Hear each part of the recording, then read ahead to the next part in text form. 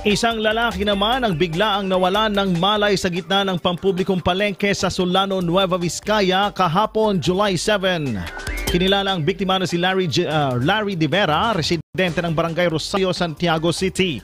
Ayon sa mga otoridad, agad silang rumesponde matapos na makatanggap ng tawag hinggil sa naturang pangyayari. Unang nagsagawa ng CPR ang isang concerned citizen na si Friendy Grace Pilotin Tangunan at agad naman itong itinuloy ni Patrolman Jamison Sawit pagdating sa lugar habang hinihintay ang medical responders. Mabilis namang rumesponde ang rescue team mula sa Rural Health Unit ng Solano at agad na dinala si De Vera sa Regional 2 Trauma and Medical Center sa Bayumbong.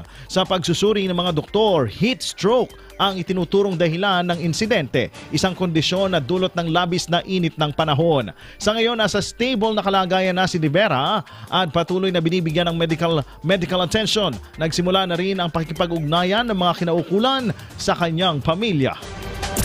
IFM News.